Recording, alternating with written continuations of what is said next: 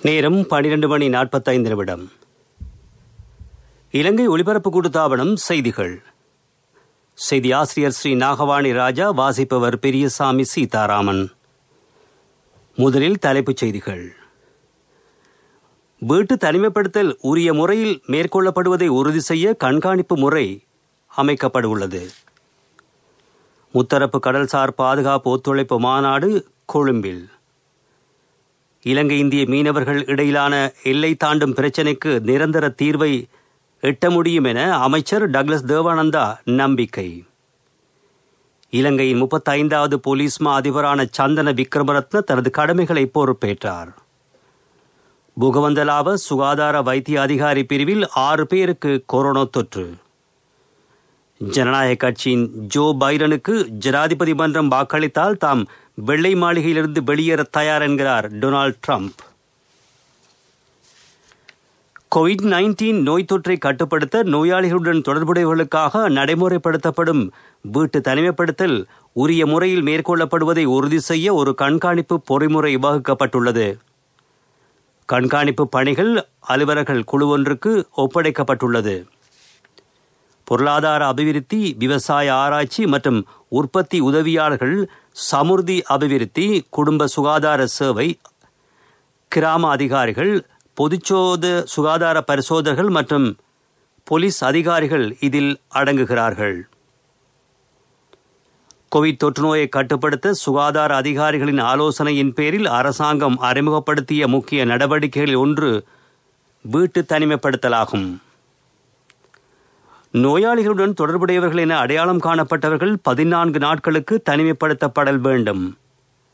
கண்காணிப்பு குழுவில் உள்ள ஒவ்வொரு அதிகாரியும் வாரத்தின் ஒவ்வொரு நாளும் தனிமைப்படுத்தப்பட்ட வீடுகளுக்கு சென்று செயல்முறைகளை கண்காணிக்க உள்ளதாக அறிவிக்கப்பட்டுள்ளது. முத்தரப்பு கடல்சார் பாதுகாப்பு ஒத்துழைப்பு மாநாடு இன்று கொழும்பில் ஆரம்பமானது. இந்த மாநாடு நாளையும் இடம்பெறும் என அறிவிக்கப்பட்டுள்ளது. இலங்கை, இந்தியா மற்றும் மாலத்தீவு ஆகிய நாடுகளின் பிரதிநிதிகளின் பங்கு பெற்றதுடன் இந்த மாநாடு 4வது முறையாக இடம்பெறுகிறது. இம்மாநாடு கடந்த 2014ஆம் ஆண்டு புதுடில்லியில் இடம்பெற்றது.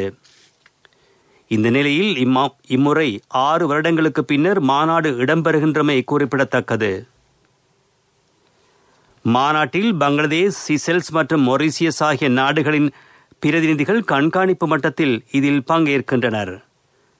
இந்திய சமுத்திரத்தின் கடல்சார் பாதுகாப்பு ஒத்துழைப்பினை விரிவுபடுத்தல் உள்ளிட்ட பல விடயங்கள் தொடர்பில் இந்த மாநாட்டில் கவனம் செலுத்தப்பட உள்ளது. இலங்கை இந்திய மீனவர்களிடையிலான எல்லை தாண்டும் பிரச்சினைக்கு நிரந்தர தீர்வை எட்ட முடியும் என நம்பிக்கை தமக்கு இருப்பதாக அமைச்சர் டக்ளஸ் தேவானந்தா தெரிவித்துள்ளார்.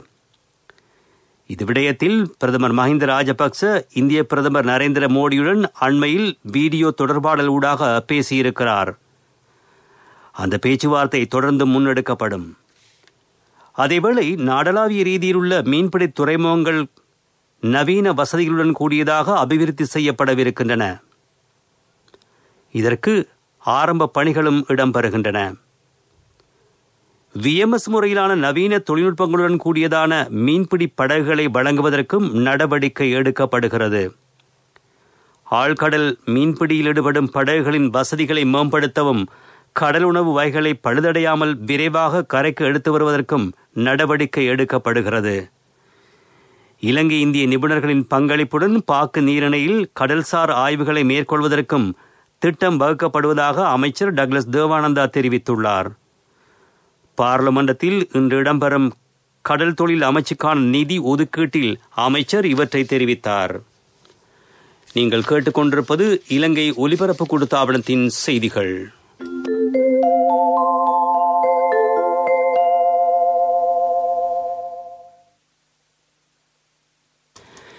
இலங்கையின் 35வது போலீஸ் மா அதிபராக நியமிக்கப்பட்ட சந்தன விக்ரமரத்ன தனது கடமைகளை இன்று பொறுப்பேற்றார். போலீஸ் ஊடக பேச்சாளர் பிரதி போலீஸ் மா அதிபர் அஜித் ரோஹன இதனை தெரிவித்தார். இதுவரை பதில் போலீஸ் மா அதிபராக செயற்பட்ட இவர் கடந்த தினம் ஜனாதிபதி கோட்டாபே ராஜபக்சவால் போலீஸ் மா அதிபராக பரிந்துரை செய்யப்பட்டார். இந்நிலையில் அது பார்லமெண்ட் குழுவினால் அங்கீகரிக்கப்பட்டமை குறிப்பிடத்தக்கது. பொகவந்தலாவ சுகாதார வைத்திய அதிகாரி பிரிவுக்குட்பட்ட பிரதேசத்தில் 6 பேருக்கு கொரோனா தொற்று உறுதி செய்யப்பட்டுள்ளதாக பொகவந்தலாவ சுகாதார பிரிவினர் தெரிவித்துள்ளனர். இவ்வாறு அடையாளம் காணப்பட்டுள்ளவர்கள் கொட்டியாகல கீழ்பிரிவு, டிக்கோயா டிலரி தோட்டம், நோவோட் வெஞ்சர் தோட்டம், புகவந்தலாவ செல்வகந்தை தோட்டம், புகவந்தலாவ புகவான தோட்டம், புகவந்தலாக மோரே ஆகிய தோட்டங்களை சேர்ந்தவர்கள் என்று அறிவிக்கப்படுகிறது. இந்த நிலையில் இவர்களை கொரோனா சிகிச்சை முகாம்களுக்கு அனுப்புவதற்கான நடவடிக்கைகளை மேற்கொண்டுள்ளதாகவும் சுகாதார பிரிவினர் குறிப்பிட்டுள்ளனர். இவர்கள் 6 பேரும் கொழும்பு புறக்கோட்டை, ப்ளூமெண்டால், பம்பலப்பேட்டி போன்ற பகுதிகளிலிருந்து கடந்த 17ஆம் தேதி தமது வீடுகளுக்கு திரும்பியுள்ளமை தெரிய வந்துள்ளது. முகக்கவசம் அணியத் தவறிய மற்றும் சமூக இடைவெளியை பின்பற்ற தவறிய குற்றச்சாட்டுக்காக கடந்த 24 மணி நேரத்தில் 84 பேர் கைது செய்யப்பட்டுள்ளனர்.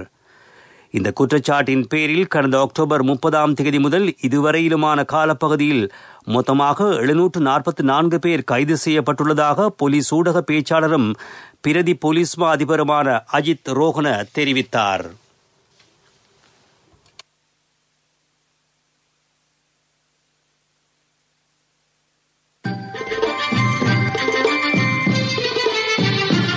பிரதான செய்தி வழங்குவோர் ஒவ்வொரு வீட்டிலும் இருக்க வேண்டிய வீட்டு வைத்தியர் சித்தாலேப. எத்தியோப்பியாவில் போர் இடம்பெற்று வரும் பகுதியில் சிக்கியிருந்த 38 இலங்கையர்கள் பாதுகாப்பாக மீட்கப்பட்டுள்ளனர். இந்த நடவடிக்கைகளுக்காக அந்த நாட்டு அதிகாரிகளுக்கு ஐக்கிய நாடுகள் சபையின் உதவி கிடைக்கப்பெற்றுள்ளதாக வெளிநாட்டு அமைச்சு தெரிவித்துள்ளது. எத்தியோப்பியாவில் மத்திய இராணுவத்திற்கும் டைக்ரே கிளர்ச்சியாளர்களுக்கும் இடையே கடந்த சில வாரங்களாக போர் நடைபெற்று வருகிறது.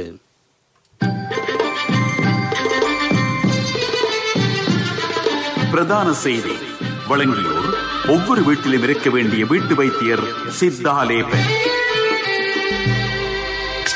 உங்கள் கவனத்திற்கு தனிமைப்படுத்தல் ஊரடங்கு சட்டம் பிறப்பிக்கப்பட்டுள்ள அல்லது தனிமைப்படுத்தப்பட்டுள்ள பகுதிகளில் உள்ளவர்களுக்கு நீர் கட்டணங்களை செலுத்துவதற்காக சலுகை காலம் வழங்கப்படும் என தேசிய நீர் வழங்கல் மற்றும் வடிகால் அமைப்பு சபை அறிவித்துள்ளது. இவ்வாறான பகுதிகளில் நீர் விநியோகம் துண்டிக்கப்பட மாட்டாது. எனினும் நீர்ப்பாவனையாளர்கள் தங்களது மாதாந்த நீர் கட்டணங்களை உரிய நேரத்தில் செலுத்த வேண்டும் எனவும் தேசிய நீர் வழங்கல் மற்றும் வடிகால் அமைப்பு சபையின் பொது முகாமையாளர் பொறியியலாளர் கோரிக்கை விடுத்துள்ளார். இதனிடையே நீர் கட்டணங்களை செலுத்துவதற்காக 3 வகையான செயலிகளை தேசிய நீர் வழங்கல் மற்றும் வடிகால் அமைப்பு சபை அறிமுகப்படுத்தியுள்ளது. உலகச் செய்திகள். ஜனநாயக கட்சியின் ஜோ பைடனுக்கு ஜனாதிபதி மன்றம் வாக்களித்தால் தாம் வெள்ளை மாளிகையிலிருந்து வெளியேற தயார் என்று அமெரிக்க ஜனாதிபதி டொனால்ட் ட்ரம்ப் தெரிவித்துள்ளார். அடுத்த மாதம் 14ஆம் தேதி ஜனாதிபதி மன்றம் கூட உள்ள நிலையில் ட்ரம்ப் இவ்வாறு குறிப்பிட்டுள்ளார். ஜனவரி 20ஆம் தேதி ஜோ பைடன் அமெரிக்க ஜனாதிபதியாக பொறுப்பேற்க உள்ளார். கடந்த 3ஆம் தேதி இடம்பெற்ற ஜனாதிபதி தேர்தலில் அவருக்கு 306 ஜனாதிபதி மன்ற வாக்குகள் கிடைக்கப்பெற்றன. ட்ரம்பை விட 6 மில்லியனுக்கும் அதிகமானோரின் ஆதரவை ஜோ பைடன் பெற்றார். அபிவிருத்தி செய்திகள்.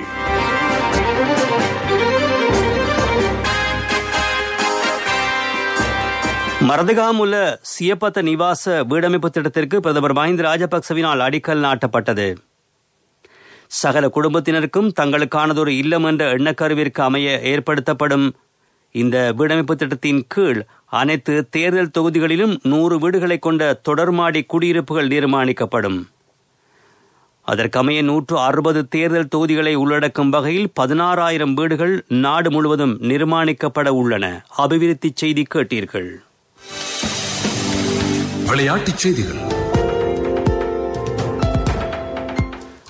சுற்றுலா இந்திய அணிக்கும் ஆஸ்திரேலிய அணிக்கும் இடையிலான முதலாவது ஒருநாள் சர்வதேச கிரிக்கெட் போட்டி தற்சமயம் சிட்னியில் இடம்பெற்று வருகிறது.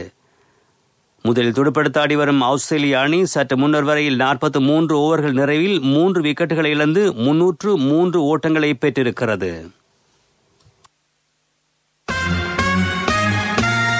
வர்த்தக செய்தி. உலகிலேயே ஆக கூடுதலான ரப்பர் கையுறைகளை தயாரிக்கும் நிறுவனத்தின் பாதிக்கு மேலான தொழிற்சாலைகள் மூடப்பட உள்ளன.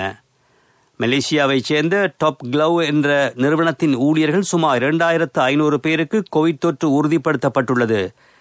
இதன் காரணமாக இந்த நிறுவனத்தின் 28 ஆலைகள் மூடப்பட உள்ளதாக அதிகாரிகள் அறிவித்துள்ளனர். கோவிட்-19 தொற்று காரணமாக கையுறைகளுக்கான கிராக்கி அதிகரித்த நிலையில் டாப் க்ளவ் என்ற நிறுவனம் அதிக லாபமீட்டியிருந்தமை குறிப்பிடத்தக்கது.